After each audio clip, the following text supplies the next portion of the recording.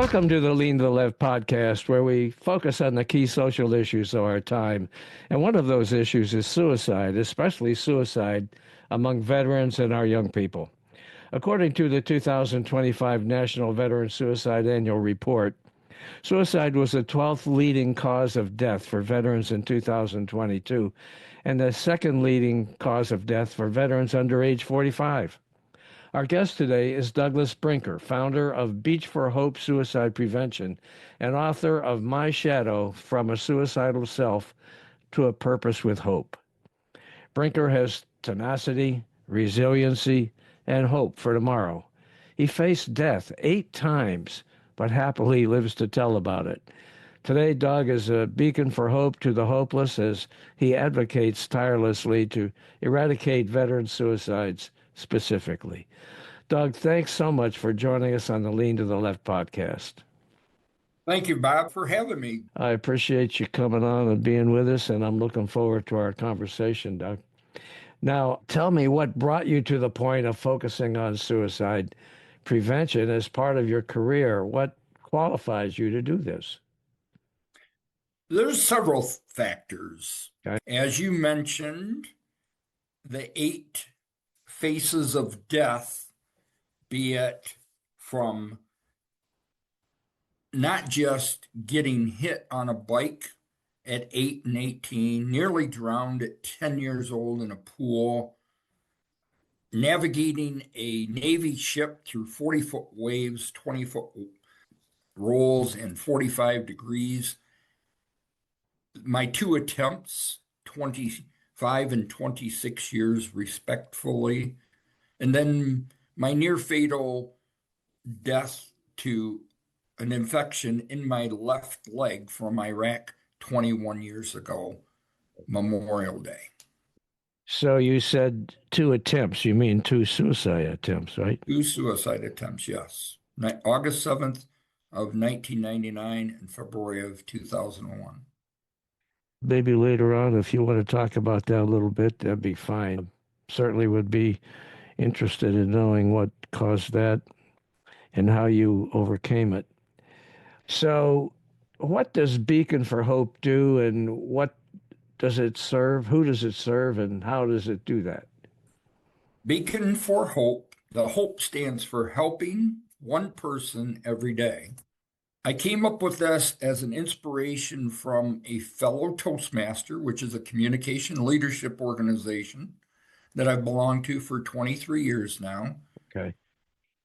And one of the members, she wrote in calligraphy one day, a few years ago, that you are a beacon of hope for others.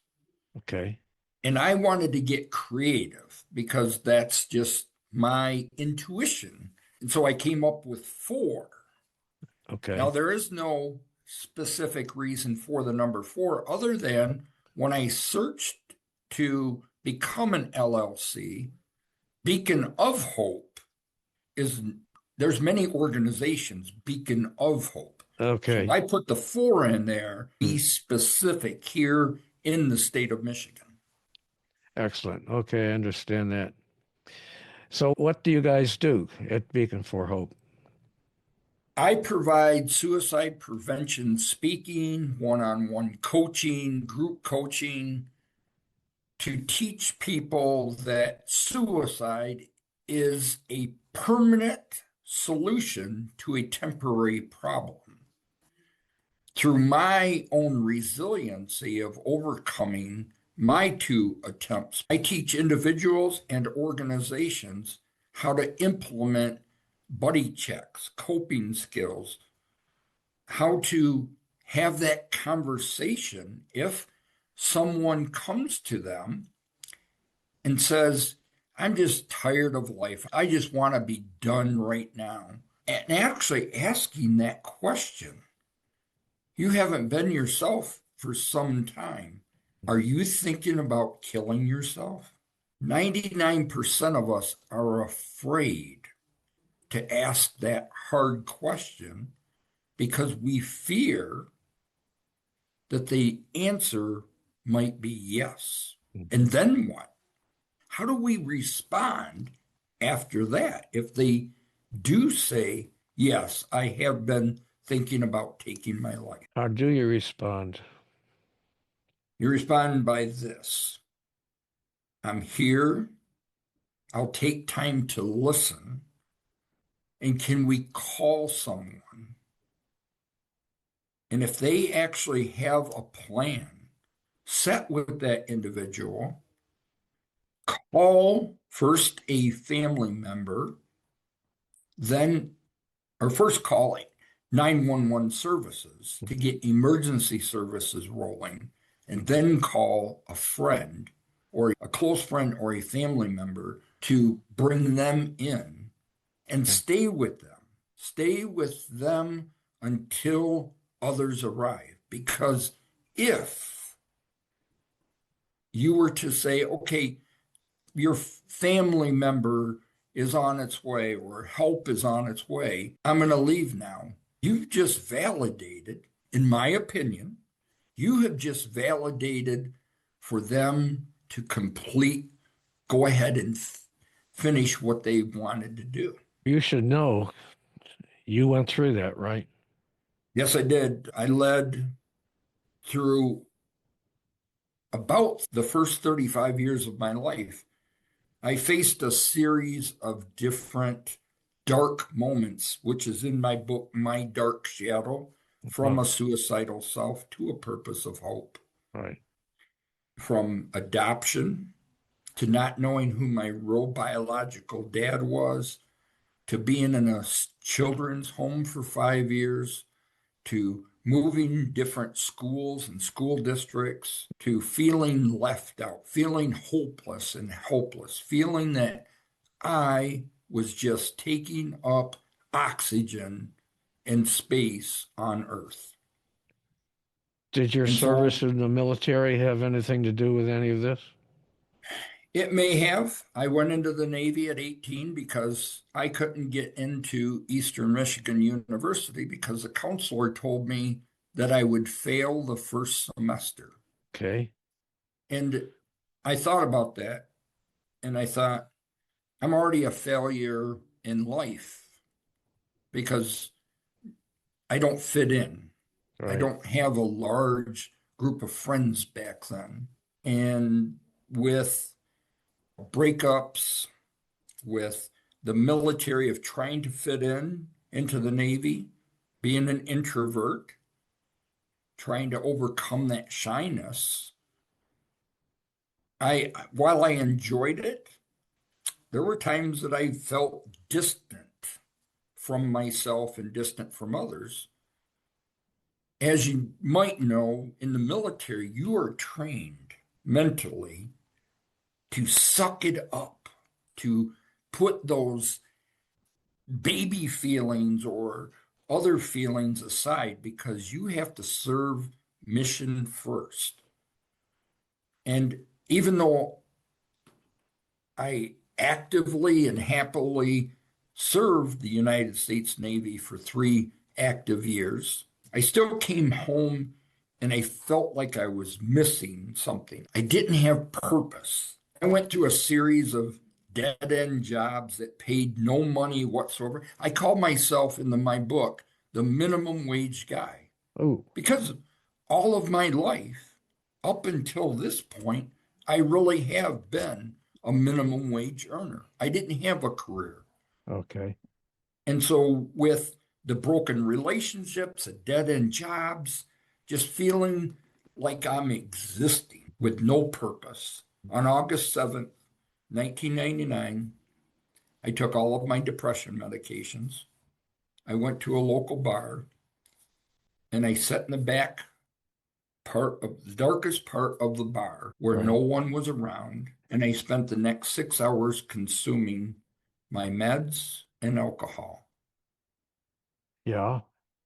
What happened? And if it wasn't for my best friend, who I consider more a brother than just a friend, who finally found me, Mhm. got me to the emergency room. And obviously, I don't remember any of this because You drink alcohol for 5 or 6 hours and take a whole bottles of depression medications, Prozac, other depression medications.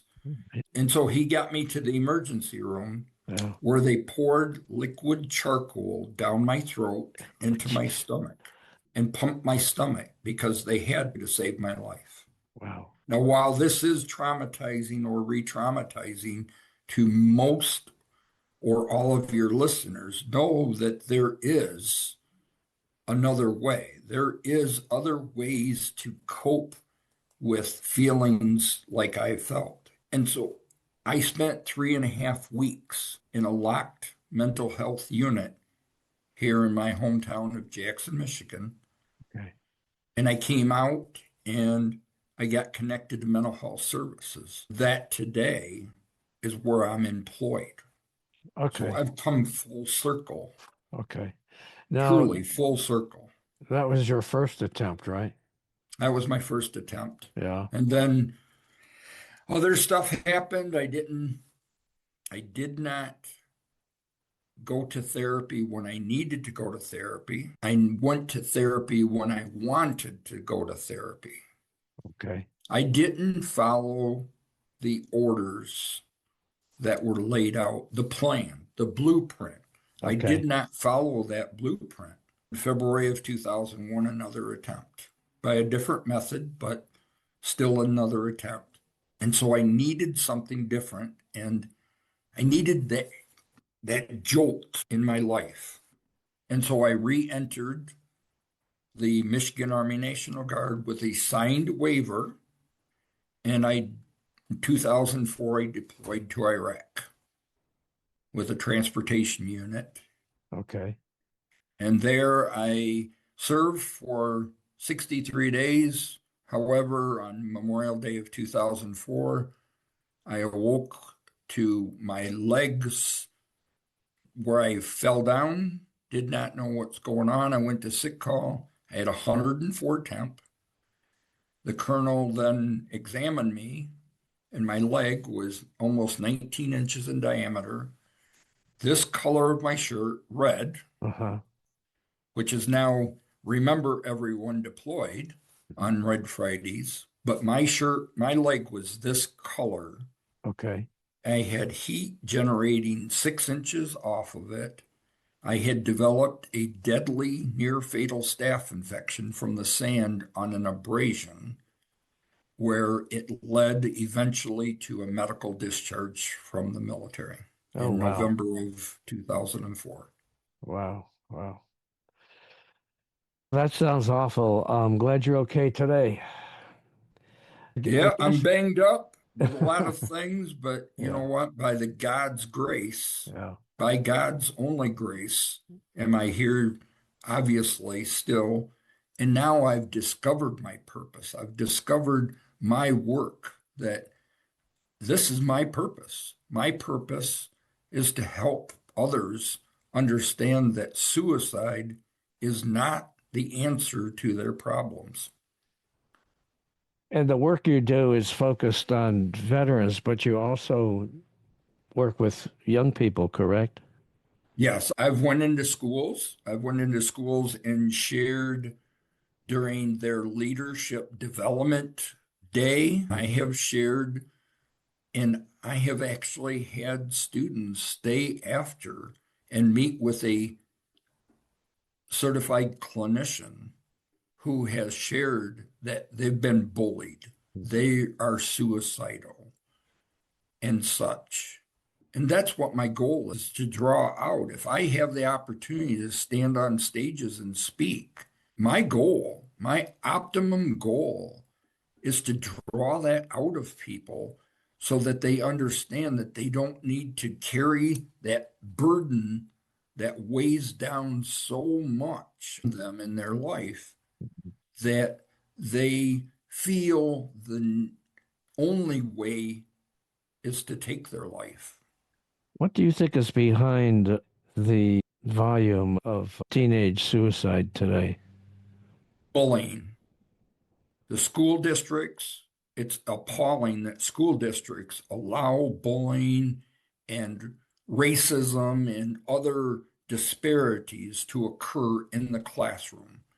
These administrators, school boards, principals, teachers, counselors are paid by the American tax-paying dollar to educate our children for a brighter, stronger, more hopeful future.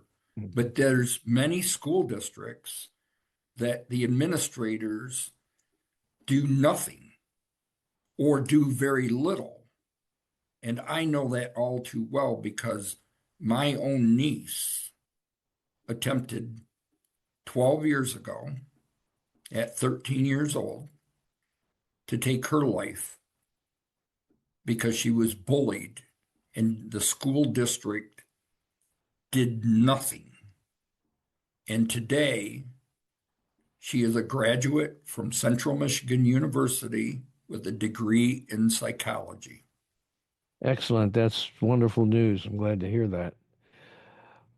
On your LinkedIn page, there's a headline that says 100 speeches for 100 years. What's that all about, Doug? Belonging to Toastmasters, Toastmasters was founded by the late founder, Dr. Ralph Smedley, Mhm. October 22nd, 1924, in the basement of Santa Ana, California YMCA, where he took a group of businessmen and he believed that in order to be more effective communicators and leaders, they need to develop public speaking skills. Okay. And he did just that. And 100 years later, there's over 300,000 members in 148 countries where Toastmasters teaches people like me, who was once a shy introvert, how to have more effective communication skills, enunciate, get rid of my shyness, get rid of those ums and ahs and Mhm. so's and buts that people use to fill their sentences. And the 100 speeches was something that was designed by the Founders District in California, the program quality director, John Breb. He came up with this 100 speeches for 100 years, and he picked 100 Toastmasters in the entire globe to share how Toastmasters has changed their life. Wow. And I was honored to be part of that, which will come out in a book and be available in some video recording. So 199 other fellow international Toastmasters last year took part in a 24-hour video recording session of this 100 speeches for 100 years celebration of Toastmasters' 100th birthday last October 22nd. Oh, that's excellent. That's just excellent. That's a great story. So, you speak to businesses and organizations about mental health and suicide. What's your core message to them, and what are your five key nuggets? My core message to any business: suicide can happen anywhere at any time to anyone. Knowing the five signs, knowing how to identify people whose personality changes on a day or a week by week basis, having those conversations, being willing to listen, and being willing actually to say, hey, it's okay not to be okay. If someone says, I'm thinking about suicide or I'm feeling depressed, the stigma we live with in America is we've grown up that you're not supposed to talk about suicide. Yeah. But yet, over 775,000 people every year make an attempt. And with That's veterans, it's staggering.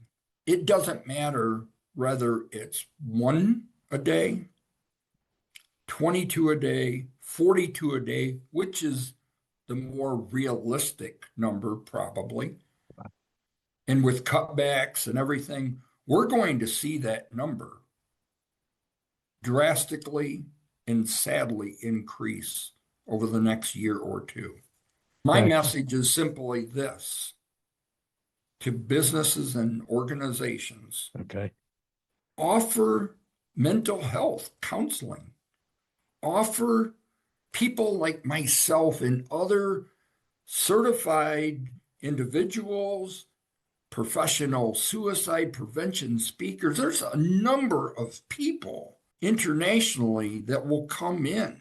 Yes, it's going to cost you a few dollars, but the few dollars that you spend for a speaker to come in will save you millions in the long run if you have an individual come in and speak for an hour or two, and it draws out a few people that are hurting. Think of the quality of life that you're going to get back from that employee or employees if you were to share nuggets that you do matter always. You are worthy. You do have a purpose. It is important to ask for help, and it's okay not to be okay. If you do those things and an employee comes to the supervisor and says, hey, can I have a couple of days of mental health?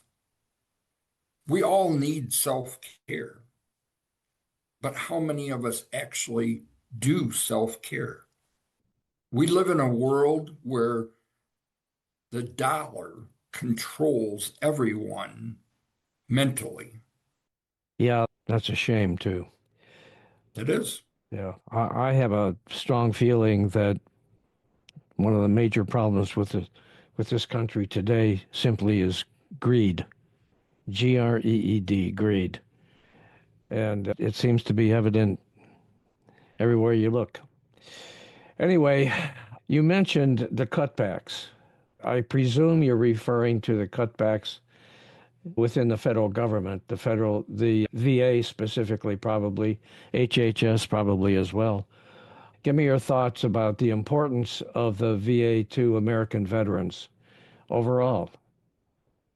Overall, when we who served in uniform raised our hand and agreed to defend the Constitution to including our death, we never knew that at this point we would be in a state where cuts are being made.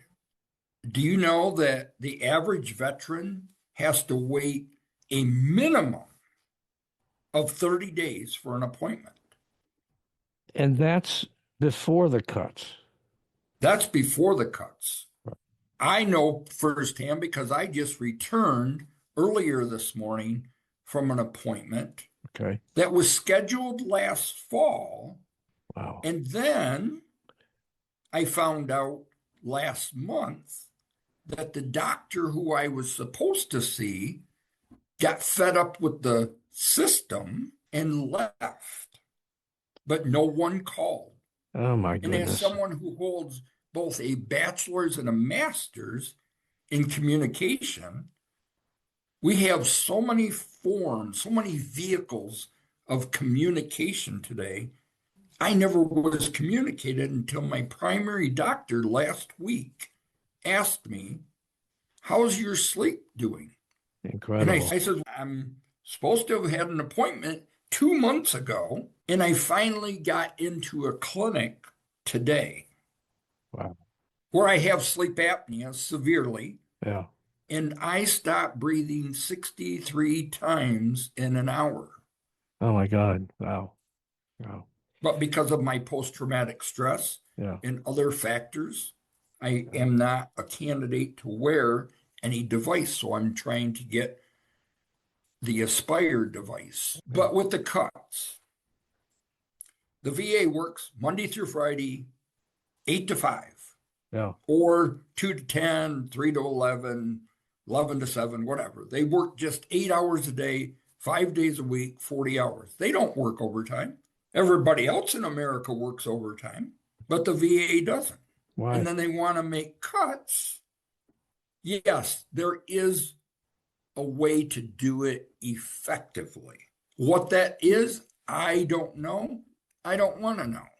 But to make those cuts, it's important to do it respectfully Right. where there is waste. What I understand is that the president's plans for reorganizing the VA includes cutting over 80,000 jobs, probably happen in August. Now, what will be the impact of that on essential services, including suicide prevention services? I've heard that there's not going to be specific cuts to those areas, but we Oh, all know when push comes to shove, they're going to shove where they need to shove and heck with the rest. yeah, They're not going to, it's too bad, so sad. We're sorry, we lied to you. And you put somebody in a corner, especially a veteran, who has served faithfully not only their country, but now they're serving faithfully with the VA, helping their fellow brothers and sisters in arms. And they've worked 5, 10, 15 years yeah, with the VA. yeah, Now you're going to throw them out to the wolves again. yeah. Might as well put a bullet in their head, because that's what you're doing mentally, because you're going to take that veteran and now you're going to put them in a corner. You're going to take funding away from them that they were paying their mortgage and other operational bills with. And now it affects everything in their life. Incredible. That's right. All right. I'd just like to know what's your personal reaction as a veteran, someone who has been very close to the suicide issue. What did you feel when you heard about these cuts probably coming to the VA? What did you feel? What I felt, Bob, is this, that by the end of this year, our over 6,000 average 6,000 plus suicides a year for veterans is probably going to be realistically closer to 7 or maybe 8,000. So you're saying that it's going to cost the lives of 1 to 2,000 veterans? It potentially could. If they cut in certain areas, if they take away frustrations, many veterans live with post-traumatic stress. Many veterans didn't ask for these cuts, obviously. Well, of course. And I even know one that I am helping in a vet-to-vet facilitation group. He works in human resources, but there's talk, there's chatter about his potential job being eliminated. And he's a younger guy. He's younger than I am. He's not even close to retirement age. All right, talk to me a little bit about your book, Dark Shadow: From a Suicidal Self to a Purpose with Hope. Is that a memoir of your own experiences, Doug? Yes, my dark shadow from a suicidal self to a purpose of hope is 138 pages of memoirs of my life. From earlier discussions that I mentioned about adoption, growing up with adoptive grandparents, not knowing who my biological dad was, not having a life with him, to the schools, the military, everything is in that book. And the design is at the end of every chapter. I put in a nugget, a quote that I found that resonates with the chapter as a nugget of hope for people. So by the time the readers get to the end of some of those darker chapters, my intent is for that they to understand that while I was in dark darkness, there really was a nugget of light in that chapter. 40, 50 years later, yes. Okay. But I realized that I've learned that where the person I am today is because of those chapters. It's Okay. because of the message in those chapters of being adopted, being in that children's home, nearly drowning, Okay. driving a Navy ship at 18 years old through 40-foot waves, 20-foot swells, and 45-degree rolls for the Okay. safety of 350 fellow shipmates in the North Atlantic. I'm here today because God guided me through all that darkness, showed me the light, gave me purpose to be a beacon for hope, but more importantly, to be a beacon for hope to others who are currently in that dark moments of their life. And that's what the book is about. It's going to be $15. It's going to be available on Amazon, ebook, Barnes and Noble, and hard copy. And I am not doing it for the money. I am doing it to save lives. And a portion of gross profits every year will go to find ways to help eradicate veteran suicide and our youth and anyone else, because it isn't just the veterans and our youth taking their lives, it's normal day citizens. When will the book be ready?